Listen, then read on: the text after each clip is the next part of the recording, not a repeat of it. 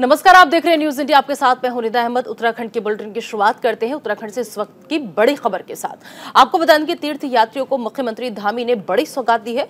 Yamunotri ropeway के निर्माण को लेकर बड़ा फैसला किया गया है। सीएम धामी ने रोपवे निर्माण के लिए साइन किया है एमओयू। 167 करोड़ की लागत से 3.38 किलोमीटर लंबा रोपवे जो है वो बनेगा। वन विभाग पहले ही रोपवे निर्माण को मंजूरी दे चुका है। तो रोपवे के निर्माण से 1 घंटे में 500 लोग यमुनोत्री जो है वो जा सकेंगे। अभी 6 किलोमीटर की पैदल यात्रा श्रद्धालु जो है वो करते हैं। रोपवे से 15 से 20 मिनट में यमुनोत्री पहुंच सकेंगे यात्री। तो अहम खबर, बड़ी खबर, अब 6 घंटे की दूरी जो है वो कुछ ही मिनटों में तय की जाएगी। तीर्थयात्रियों को मुख्यमंत्री धामी ने ये बड़ी सौगात दी है। चलकर नहीं, अब उड़कर यमुनोत्री धाम जो है वो जाया जा सकेगा।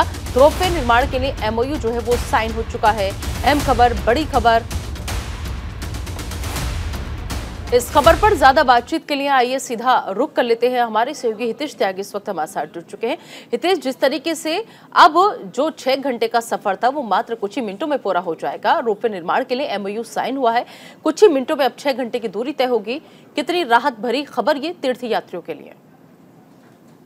देखिए निदा, वैसे तो चारधाम यात्रा में लगातार, क्योंकि प्रधानमंत्री का ड्रीम प्रोजेक्ट है और लगातार इसमें जो विकास कार्य है वो पिछले कई सालों से चल ही रहे। क्योंकि त्रासदी के बाद जिस तरीके से चारधाम यात्रा में और केदारनाथ में दिक्कतों का सामना करना पड़ रहा था और लोग त्रासदी वहां पर आई थी, काफी नुकसान लोगों को झेलना पड़ा। तो उसी के लिहाज से कुछ न कुछ सौगात चारधाम यात्रा में लोगों को मिल रही है। और जिस तरीके से 167 करोड़ की लागत से अब रोपवे बनेगा, जो जिस तरीके से यहाँ पर मुख्यमंत्री पुष्कर सिंह धामी की अभी बैठक चल रही है, उसमें एमओयू साइन हो गया है। तो कुछ समय के बाद इसमें जो चीजें हैं वो निकलकर सब बाहर आ जाएगी। तो यही वजह है, क्योंकि चारधाम यात्रा देश दुनिया से लोग उत्तराखंड का रुख करते हैं और लगातार यहाँ पर जो आने वाले समय में जो संसाधन है उनकी कमी ना हो, उसको लेकर भी मुख्यमंत्री पुष्कर सिंह धामी लगातार कार्य कर रहे हैं। जी हितेश, ऐसे में 167 करोड़ की लागत से ये 3.38 किलोमीटर का लंबा रोपवे जो है वो बनेगा। कितना वक्त और लगेगा इसको पूरा काम होने में, इसका काम कंप्लीट होने में?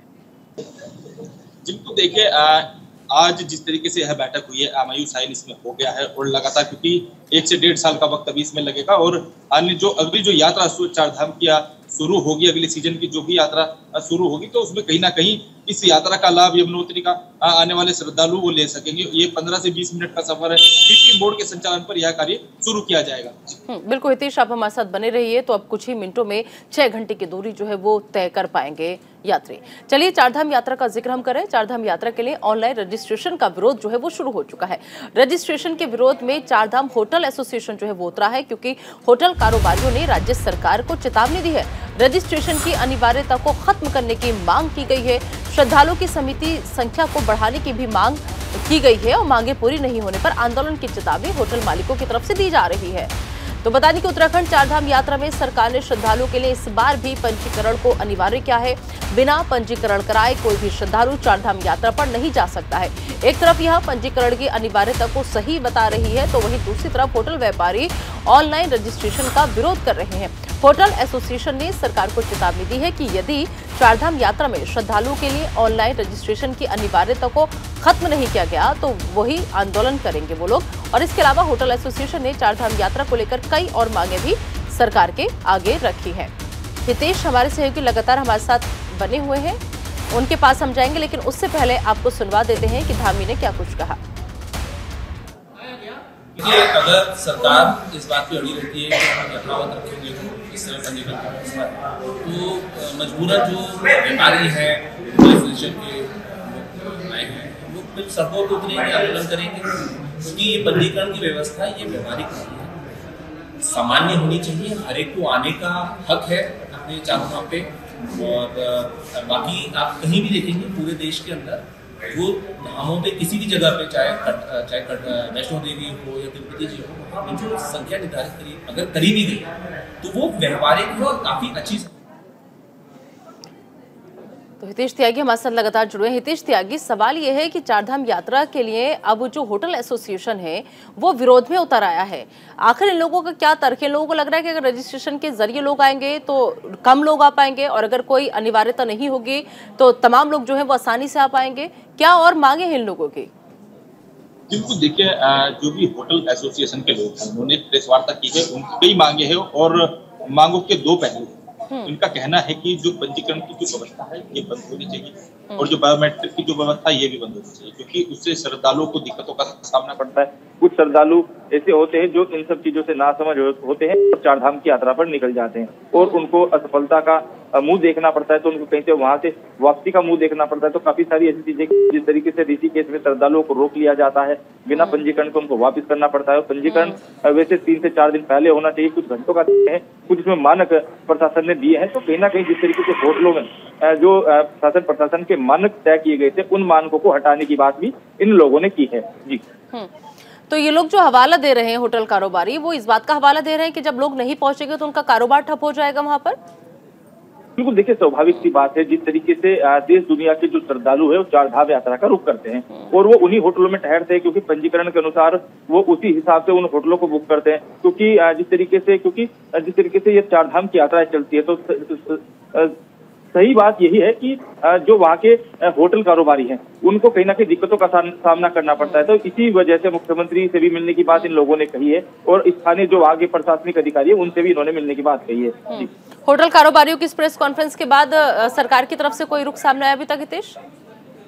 जी बिल्कुल, देखिए जिस तरीके से मुख्यमंत्री पुष्कर सिंह धामी ने अपने आला अधिकारियों के साथ सचिवालय में बैठक की थी, तो उसको लेकर तो चारधाम का जो रोड मैप उन्होंने तैयार किया है उसमें पंजीकरण अनिवार्य कर दिया है। अब तक 36,000 लोगों ने पंजीकरण इस चारधाम यात्रा में कर दिए हैं। लेकिन जिस तरीके से इन लोगों ने अपनी बात रखी है, अभी तक मुख्यमंत्री की तरफ से या सरकार की तरफ से कोई रुख स्पष्ट नहीं हुआ है। ठीक है, चलिए हितेश, आप नजर बनाए रखिए, आपसे अपडेट लेते रहेंगे। फिलहाल इस तमाम जानकारी के लिए आपका बहुत बहुत शुक्रिया। आगे बढ़ते हैं। मुख्यमंत्री पुष्कर सिंह धामी ने सचिवालय में चारधाम यात्रा की तैयारियों की समीक्षा की और इस दौरान सीएम धामी ने अधिकारियों को निर्देश दिए। उन्होंने कहा कि चारधाम यात्रा शुरू होने से पहले सभी विभाग अपने स्तर से सभी तैयारियां पूरी कर लें।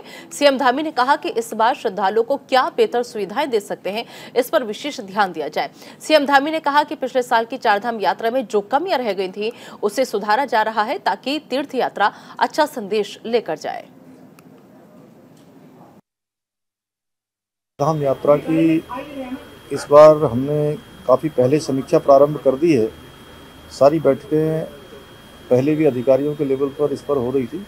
कल मैंने इस पर स्वयं समीक्षा की है और सारे विभाग, विशेषकर सड़क है, परिवहन है, आवास है, जल निगम, पेयजल है, इन सभी विभागों को और पुलिस विभाग को, क्योंकि पिछले वर्षों के जो अनुभव रहे हैं उन अनुभवों के आधार पर और जो व्यवस्थाएं वहां पर सुनिश्चित होनी है उन सबको सुनिश्चित करने के लिए कहा है। और इसके अलावा जल्दी ही फिर से हम लोग समीक्षा करेंगे, जिससे कि देश विदेश से आने वाले श्रद्धालुओं को किसी प्रकार की परेशानियों का सामना न करना पड़े, उनकी यात्रा अच्छी हो, सरल हो और उत्तराखंड आकर वो एक अच्छा अनुभव लेकर वापस जाएं। उत्तराखंड में आज पीसीएस मेंस की परीक्षा जो है वो शुरू हो गई है। प्रदेश में 5,636 कैंडिडेट जो है वो एग्जाम दे रहे हैं। 3 दिन तक पीसीएस मेंस की परीक्षा चलेगी। परीक्षा केंद्रों पर सुरक्षा के पुख्ता इंतजाम किए गए हैं। अभ्यर्थियों को चेकिंग के बाद ही एंट्री जो है वो दी जा रही है। तो आज से परीक्षा की शुरुआत हो चुकी है। 5,636 कैंडिडेट ऐसे हैं जो एग्जाम दे रहे हैं और 3 दिन तक ये पीसीएस मेंस की परीक्षा जो है वो चलेगी। यहाँ पर बता दें आपको कि दरअसल सुरक्षा के लिहाज से अगर हम बात करें परीक्षा केंद्रों पर, तो कड़े इंतजाम, पुख्ता इंतजाम जो है उसकी बात कही जा रही है। तो आज से पीसीएस मेंस की परीक्षा शुरू हो चुकी है। अभ्यर्थियों की चेकिंग हो रही है, उसके बाद ही एंट्री दी जा रही है। इस खबर पर ज्यादा बातचीत के लिए आइए सीधा रुक करेंगे। हमारे सहयोगी संजय पुंडीर इस वक्त हमारे साथ जुड़ चुके हैं। संजय, प्रदेश में 5,636 कैंडिडेट जो है वो एग्जाम दे रहे हैं और ऐसे में परीक्षा की शुरुआत हो चुकी है। 3 दिन तक ये परीक्षा चलेगी। कैसी तैयारियां गवर्नमेंट की तरफ से आपको देखने को मिल रही है इस परीक्षा को कराने के लिए?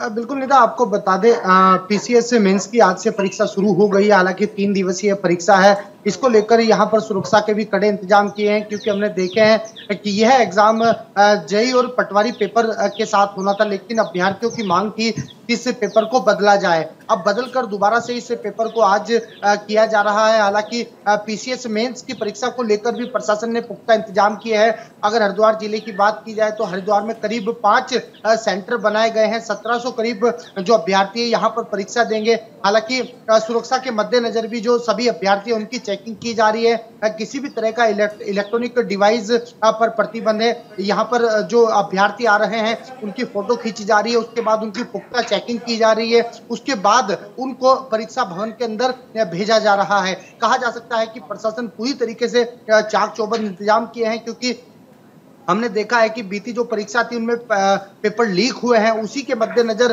तमाम जो एजेंसियां हैं यहाँ पर चेकिंग कर रही है और परीक्षा के कई किलोमीटर दूर तक जैमर लगाए गए हैं। किसी भी तरह का डिवाइस चलाना यहाँ प्रतिबंध है। हालांकि कड़ाई से यहाँ पूछताछ भी की जा रही है और अभ्यर्थी के फोटो भी खींचे जा रहे हैं। जी बिल्कुल, बहुत बहुत शुक्रिया संजय इस तमाम जानकारी के लिए आपका। तो 3 दिन तक ये पीसीएस मेंस की परीक्षा जो है वो चलेगी, लेकिन पेपर लीक के मामले जिस तरीके से सामने आ रहे थे, लिहाजा प्रशासन जो है वो पुख्ता तैयारी के साथ ये पेपर करवा रहा है। सुरक्षा के लिहाज से काफी इंतजाम किए गए हैं। तो पेपर लीक मामले में कांग्रेस लगातार सीबीआई जांच की मांग कर रही है और वहीं अब बीजेपी कांग्रेस पर ही हमलावर हो गई है। बीजेपी कांग्रेस को एक स्टैंड पर खड़े रहने की नसीहत दे रही है। बीजेपी ने कांग्रेस पर सवाल उठाते हुए कहा कि ये वही कांग्रेस है जो कहती है कि सीबीआई पर विश्वास नहीं है और अब उत्तराखंड में सीबीआई जांच की मांग कर रही है। वहीं कांग्रेस प्रदेश अध्यक्ष करण माहरा ने कहा कि मुख्यमंत्री धामी केवल युवाओं को भरमाने की कोशिश कर रहे हैं।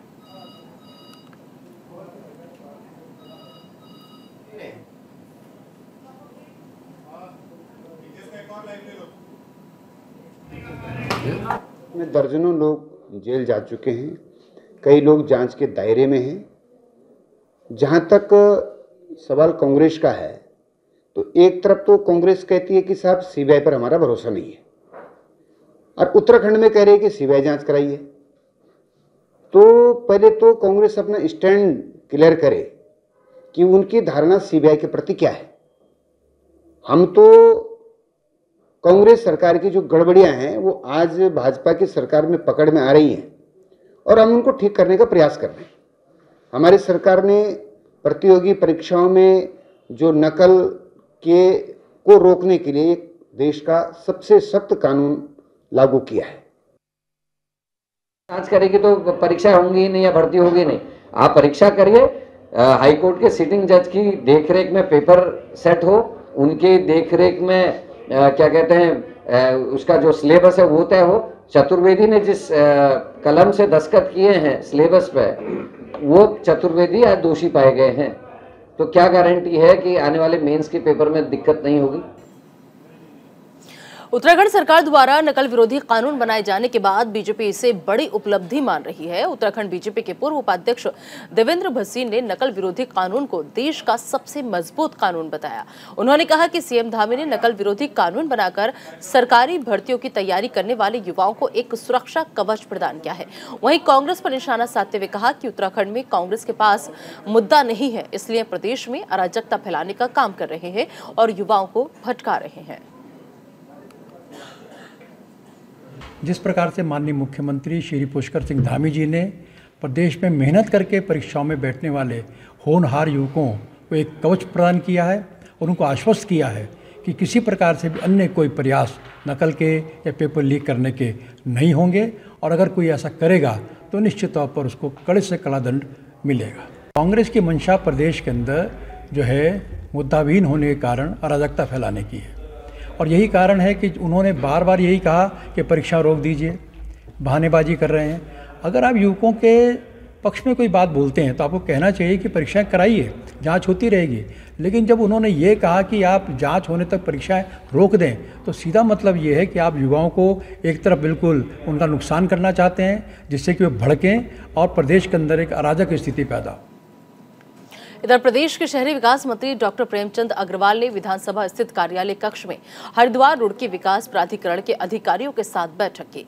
इस दौरान मंत्री प्रेमचंद अग्रवाल ने कहा कि सरकार द्वारा प्राधिकरणों का निर्माण जनता की सुविधाओं को ध्यान में रखकर किया जाता है।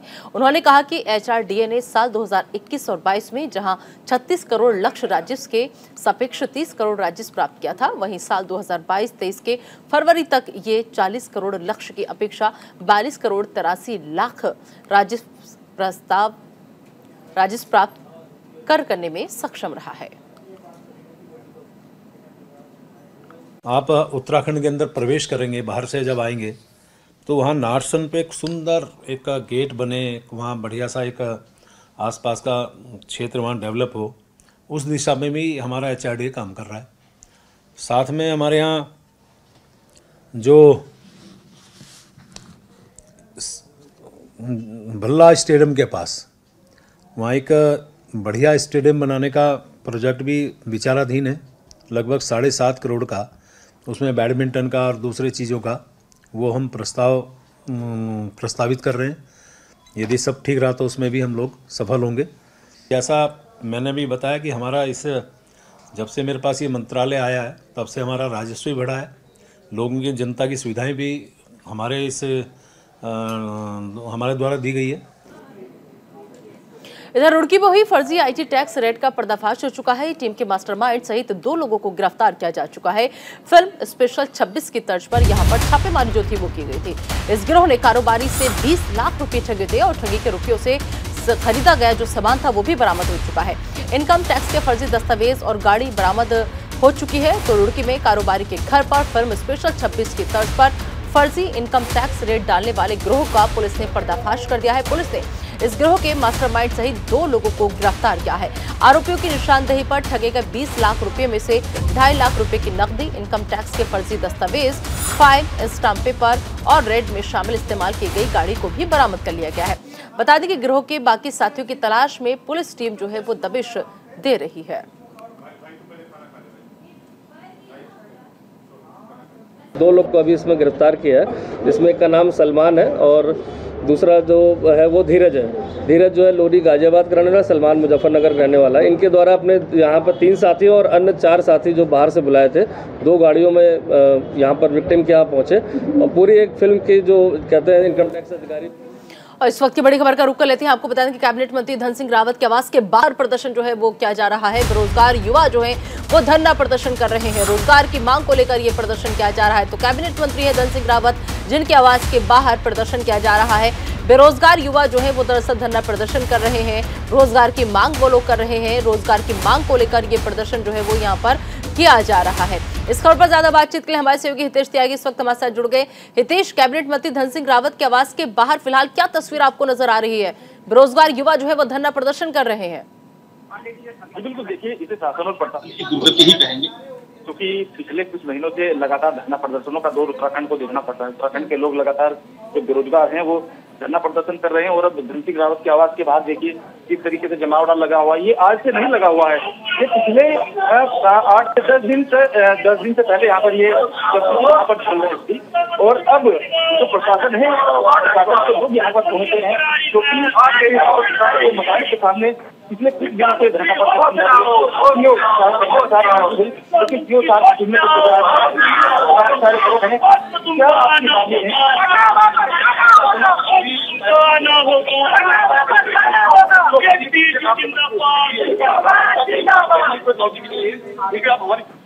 कितने समय से हम लोग बहुत समय से प्रशासन 2018 से भर्तियां आ रखी है, अभी तक एक भी भर्ती की काउंसिलिंग से भर्ती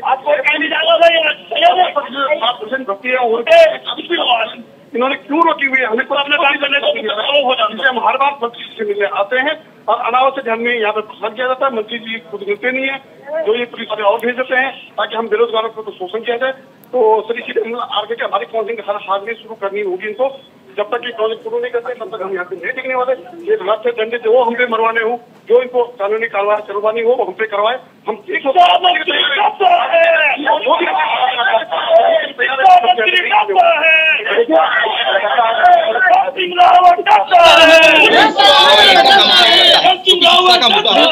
इन लोगों से बातचीत कीजिए, समझने की कोशिश कीजिए कि अगर ये 8-10 दिन से यहाँ पर है तो इनकी मांगों को क्यों नहीं सुना जा रहा है या फिर किसी भी तरह का कोई भी आश्वासन क्यों नहीं दिया जा रहा है। फिलहाल इस तमाम बातचीत के लिए, जानकारी के लिए बहुत बहुत शुक्रिया हितेश आपका।